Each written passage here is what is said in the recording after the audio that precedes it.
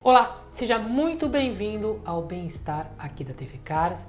E o tema de hoje é um tema que, aliás, se falou muito agora no Outubro Rosa, mas a gente volta a falar sobre a relevância dele, principalmente entre as mulheres. A gente vai falar sobre câncer de mama, o diagnóstico, causas, sintomas, tratamentos, tudo o que tem a ver com essa doença que ainda assusta muita gente. E para isso, eu estou recebendo aqui no estúdio de TV Caras a doutora Heloísa Carvalho. Ela é coordenadora do serviço de radioterapia do Hospital das Clínicas aqui de São Paulo. Doutora, muito bem-vinda ao Bem-Estar de Caras. Muito obrigada, é um prazer estar aqui. Prazer é nosso. Bem, então, para a gente começar a falar um pouco sobre câncer de mama, acho que a gente pode começar pelo básico, né? Qual que é a principal causa de câncer de mama? Bom, a gente não tem muitas causas específicas estabelecidas, mas hoje a gente sabe que a genética é um fator muito importante para desenvolver o câncer de mama. Então, famílias que têm várias pessoas ou com câncer ou câncer de mama especificamente, os descendentes ou os parentes daquela pessoa estão mais propensos a ter um câncer. Então, além da causa genética, alguns fatores como obesidade, uma vida mais sedentária, fatores que influem na parte hormonal da mulher também podem facilitar, né, ou dar uma predisposição a desenvolver esse câncer. Quando a gente fala em questões genéticas, basicamente, se eu, por exemplo, sou uma mulher, a minha mãe teve câncer de mama, ou talvez a minha avó, ou talvez alguma tia, eu devo me preocupar mais com isso do que uma pessoa que não tem alguém na família com isso? Com certeza, isso já pode ser um primeiro caso na família, mesmo que ninguém mais tenha tido. Conforme a idade, o tipo de apresentação da doença, hoje em dia recomenda-se fazer teste genético tanto em quem teve o câncer, para ver se é uma alteração genética ou se tem uma alteração genética ligada àquele câncer ou não, e os descendentes ou familiares próximos, principalmente as mulheres. Quer dizer, é um grande tem fator de risco você ter alguma pessoa na família. Eu não tenho uma pessoa na minha família, ninguém na minha família teve câncer de mama, e eu sou uma mulher e estou querendo aí entender a partir de que idade eu devo começar a me preocupar com isso. Então, a partir dos 40 anos, a gente recomenda fazer os exames chamados de prevenção, que na verdade eles não são preventivos, eles fazem diagnóstico precoce.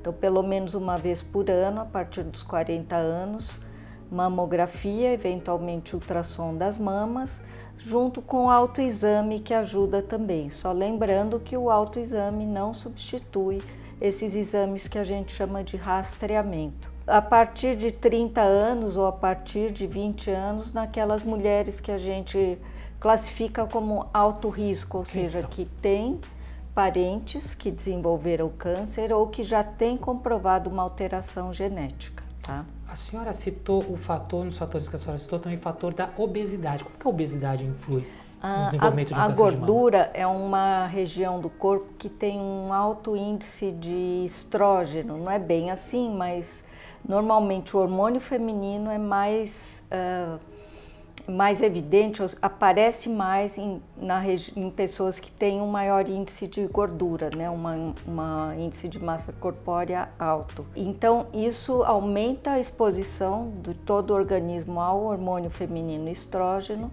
que muitas vezes é um dos alimentadores do câncer da mama. Então, é aí que entra. A gente, toda vez que eu entrevisto algum oncologista aqui do Bem-Estar, a gente sempre traz um fator que ele quase é um fator generalizado para vários tipos ali de câncer. Eu vou perguntar agora se ele também é tabagismo, tem alguma influência? Tabagismo diretamente com câncer de mama não, mas, por exemplo, ele tem relação com hipertensão, às vezes a pessoa começa a ficar mais sedentária também, por não aguentar fazer exercícios que podem levar, por exemplo, a uma obesidade, um acúmulo de peso e assim vai.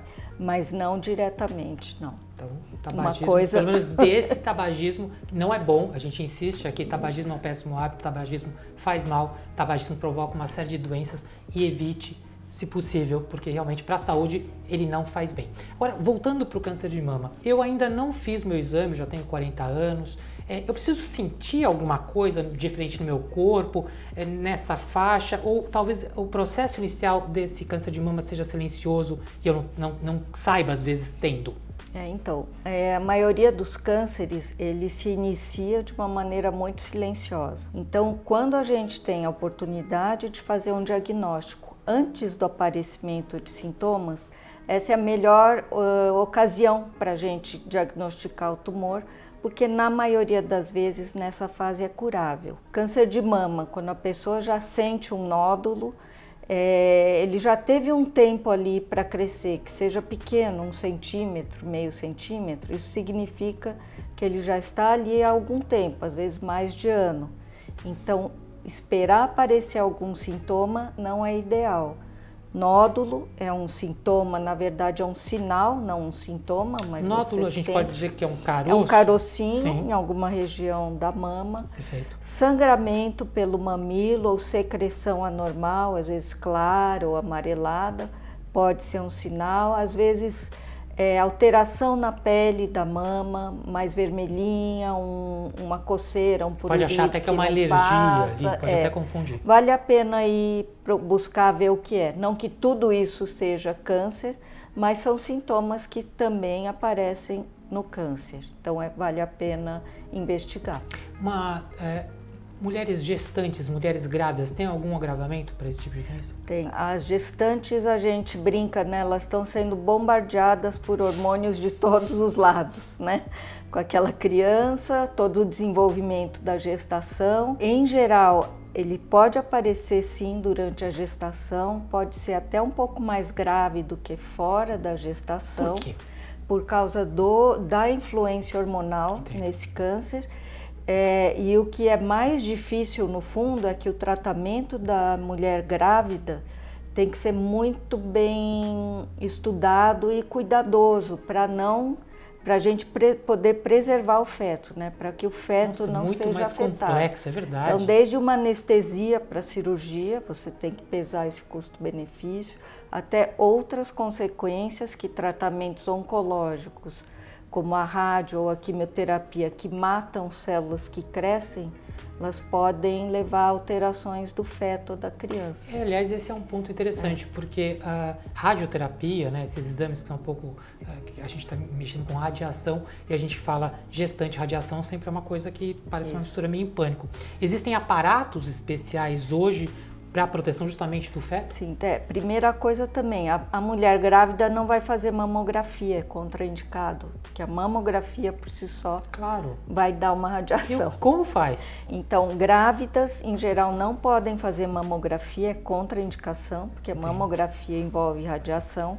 Então, nódulos ou caroços na mama, secreções anormais também, vale a pena investigar, em geral com ultrassom. E muitas vezes o diagnóstico também não é fácil, porque a mama sofre várias alterações também durante a gravidez. Entendo. Né? Uma preparação para depois que a criança nascer, ela poder amamentar. Então é um assunto bem sério, câncer de mama na gravidez também.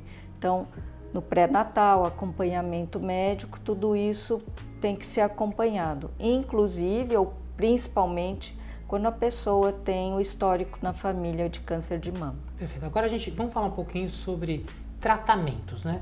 Diagnosticou a um câncer de mama. Como que a partir do momento, se ele está inicial, vamos começar primeiro pelo inicial. Se ele está em processo inicial, qual é o tratamento mais prevalente? Então, o câncer de mama inicial, tratamento prioritário, né? O protagonista, vamos dizer, é a cirurgia. A cirurgia vai lá, resseca uma parte da mama, ou às vezes maior ou menor, conforme a lesão.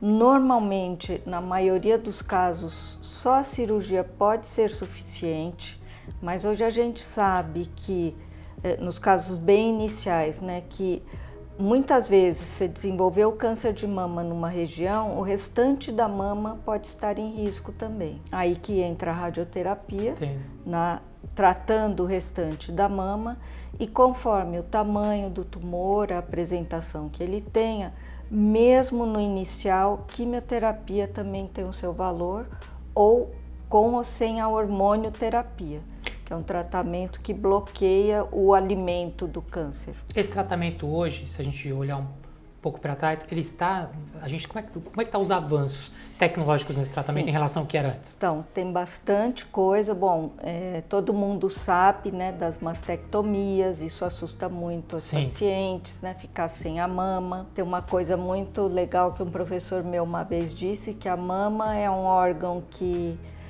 alimenta, embeleza e seduz. É verdade. Achei muito bonito. É verdade, né? É verdade. Então, qualquer mutilação na mama pode ser um choque não só físico, né, mas um choque emocional muito grande para a mulher. Qualquer mutilação, óbvio, né, mas é uma coisa que todo dia a pessoa olha no espelho e se vê, né? Então, essa mastectomia, que era o tratamento de 40, 50 anos atrás, sim, foi evoluindo para uma cirurgia menor e hoje a gente tem cirurgias excelentes com preservação da mama, com uma estética boa. Esse fantasma de automaticamente tenho câncer de mama, vou perder ou as duas, isso já é um processo que já está mudando. Já está bem diferente e aqui no Brasil, mesmo pelo SUS, quando você tem que fazer a mastectomia por motivos clínicos, você tem direito a fazer a reconstrução mamária,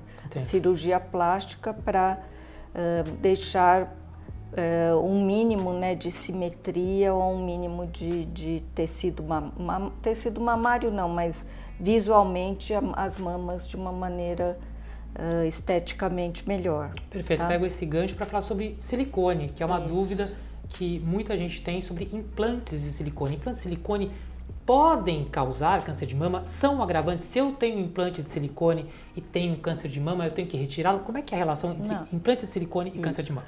A única questão do implante de silicone é que, dependendo de como ele é colocado, como foi colocado, ele pode dificultar o diagnóstico do câncer de mama. Mas, independente disso, nos exames. Você faz os exames e é possível se detectar. Perfeito. Isso não impede que se continue fazendo toda aquela rotina anual de rastreamento, tá? Ele não aumenta o risco de câncer de mama em si. Tem algumas poucas situações hoje em dia descritas de um desenvolvimento de um tumor secundário, um linfoma, né, conhecido como linfoma, específico de algumas situações, mas muito raro, tá? Mas então, de maneira geral, o silicone não aumenta o risco. Não necessariamente vai ser preciso tirar o silicone na cirurgia, depende Perfeito. do caso também, mas se for preciso, eventualmente também dá para trocar. Enfim, a cirurgia plástica hoje também já desenvolveu muito e tem uma porção de alternativas para substituir a mama. Perfeito. Bem, a gente vai ver agora um vídeo da apresentadora Sabrina Parlatore, que passou pelo câncer de mama, venceu o câncer de mama, já está recuperada e fez um depoimento super emocionante aqui para Caras, contando sobre a sua experiência. A gente vai dar uma olhadinha e a gente vai comentar sobre ele na volta. Eu decidi contar para todo mundo que eu tive câncer de mama em 2015 porque eu percebi a importância de se compartilhar uma história como essa. Quem passa pela doença se identifica com quem já passou, com as dores, com os sentimentos, com os sintomas da quimioterapia. Eu descobri o meu tumor em estágio inicial, mas passei por um tratamento bastante intenso, muito difícil. Eu fiz uma cirurgia de quadrantectomia, depois 16 sessões de quimioterapia e 33 sessões de radioterapia. Fiquei extremamente exausta, na reta final do tratamento eu estava numa exaustão emocional e física muito grande e demorei bastante para me recuperar, para o corpo voltar para o lugar, o peso, esse cansaço, as dores nas articulações que ficaram. E hoje eu tento lidar com a menopausa que acabou chegando em função do tratamento precocemente. E uma mulher que passou pelo câncer de mama nunca poderá fazer reposição hormonal, então é um desafio lidar com os sintomas da menopausa. Enfim, mas eu acho que é importante contar essa história, acho que principalmente para estimular as mulheres a se cuidarem, a olharem para si. Então, fazer os exames de rotina é super importante. A mulher tem que ir ao médico e o médico vai indicar qual é o exame adequado para aquela faixa etária. E a gente bate muito na tecla do diagnóstico precoce do câncer de mama, que tem mais de 95% de chances de cura. Então, indo ao médico todos os anos e fazendo os exames, a gente consegue pegar um tumor em estágio inicial. Mas a medicina está muito evoluída, a ciência e a medicina evoluem a cada ano. Então, mesmo as mulheres que são diagnosticadas, e são muitas, em estágio avançado, tem uma qualidade de vida, tem tratamento. Hoje convive-se bem com o câncer de mama metastático também. Então, a minha mensagem aqui é de coragem para enfrentar a doença e muita força para quem passa pelo tratamento e estímulo para as mulheres sempre se cuidarem, sempre estarem atentas ao próprio corpo. Doutora, a Sabrina, ela falou da importância da prevenção, da importância dos exames de rotina. Primeiro ela contou essa experiência dela, ela falou, olha, eu superei, mas foi um tratamento intenso, né? Foram muitas sessões de rádio, muitas sessões de químio, mexeu emocionalmente com ela, porque foi uma fase difícil, mas que como ela justamente detectou num processo inicial, ela teve êxito e ela hoje está conversando com a gente, lindona, mais linda do que maravilhosa. Sabrina, aliás, muito obrigada por ter participado aqui do Bem-Estar de Caras. A prevenção é um elemento chave para a gente evitar justamente uma mortalidade por conta de câncer de mama. Sim, porque aí entra a detecção precoce. Ela conseguiu transmitir em poucas palavras, em pouco tempo, acho que tudo que provavelmente ela passou e que outras pessoas podem passar. E a prevenção ou detecção precoce, diagnóstico precoce é a chave da questão. Mesmo que você tenha que passar por uma série de tratamentos que sim, são intensos, desgastantes fisicamente e além disso vai todo o seu emocional junto, né? Pode acreditar que no final vale a pena, porque hoje são as armas que a gente tem para lidar com essa doença. A doença não é brincadeira, é uma doença agressiva. Qual que é a taxa de mortalidade dela hoje? Então,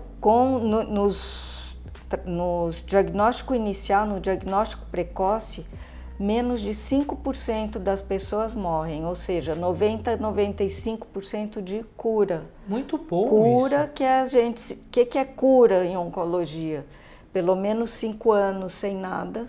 E câncer de mama a gente conta 10, 20, 30 anos, porque as pessoas têm uma vida muito longa, mesmo depois do tratamento. É possível, depois que eu me tratei, o que eu curei, o que ele não está mais diagnosticado, que ele retorne? Sim, em geral nos tumores que são, a gente comenta, intermediários, né? Não tão iniciais, mas também não tão avançados, tem um risco sim de recaídas e o prognóstico que vai acontecer com uma recaída depende de onde ela ocorreu, como a pessoa está e das opções de tratamento que a gente tem. Vamos supor que seja uma recaída no local da mama, é bem diferente do que se for uma metástase, que é uma doença à distância. Mesmo assim, a gente tem tratamentos muito eficientes, que tem uma boa resposta, a gente fala, com regressão da doença. Pode ser que não fique curada, né, pelos critérios que a gente chama de cura, mas não é curável, mas é tratável. Entendo. Então, isso é importante, que nem uma pessoa hipertensa, que não vai se curar da pressão alta, mas vai ficar tomando um remédio. Vai controlar e ter qualidade de vida. Controla com qualidade de vida. Agora a gente está falando em diagnóstico precoce, muita gente fala, olha, eu fiz ali, muitas mulheres falam, eu fiz o meu autoexame, não senti nada, tá tudo resolvido, não preciso nem dar um pulo no médico, não preciso não é bem assim. O que nesse momento para essa mulher acima dos 40 anos, que está começando a fazer seu check-up, ela tem que fazer para detectar nessa fase inicial? O que é que ela tem que fazer? Então, para o câncer de mama, especificamente, são as mamografias, tá?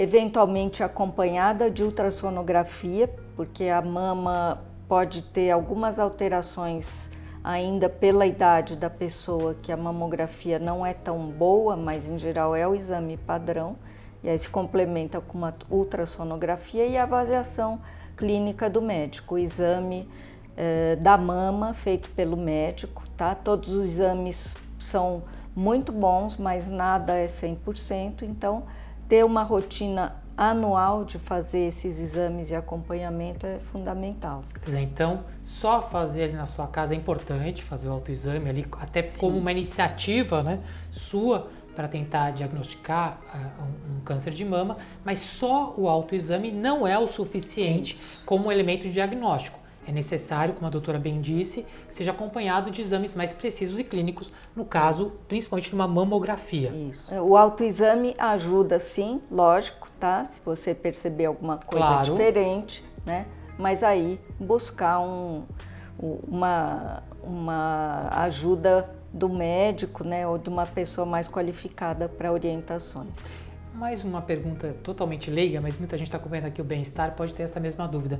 O uso, por exemplo, de roupas apertadas pode influir? Não tem relação nenhuma. Vestuário, não, pressão, não. Não, tá? Piercing? Não. Tá. Nunca pensei em piercing, Sim, mas entendi. não. A princípio é um trauma, né, que você está causando na mama, mas a princípio não. O que a gente vê muito é a pessoa dizer, eu bati, eu caí, bati a mama e depois eu senti o caroço.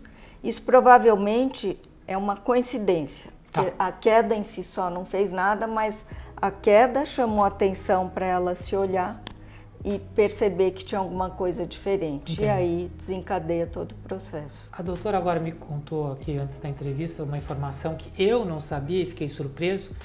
Homens também podem desenvolver câncer de mama. Homens podem desenvolver. Explica um pouquinho pra gente como é que isso acontece. Tem, porque o homem, apesar de não parecer, também tem glândula mamária. A diferença é que ela não se desenvolve ao longo da vida. Perfeito. Tá? É muito raro, em geral também é uma predisposição genética, mas normalmente o homem percebe mais facilmente, porque ou ele não tem glândula mesmo e aparece um nódulo, né? Glândula palpável e aparece aquele nódulo, e ele percebe e vai ver, pode ser um câncer. Perfeito. Ou homens que têm ginecomastia, né, um aumento da glândula mamária, também podem ter. É muito raro de se ver, mas tem, então é um alerta também para homens que notem alguma alteração na região. Então, porque de não mamilo, peito, É porque é uma coisa que, embora a gente esteja falando de são casos raros, não são casos comuns, mas homem não faz autoexame, homem raramente se toca, aliás, né? E é uma informação, quer dizer, de vez em quando você, homem que está acompanhando a gente no Bem-Estar, apalpar um pouco, sentir um pouco essa região, sentir alguma coisa diferente, consulta o médico. Às vezes pode ser uma coincidência, pode ser qualquer outra coisa, mas às vezes também não pode ser. Existe uma variável aí que pode indicar um problema maior, porque a maior parte das pessoas não sabem. Quer dizer, existe a partir do momento que você tem um paciente, é porque existe essa questão. Sim. Então é importante que eles façam.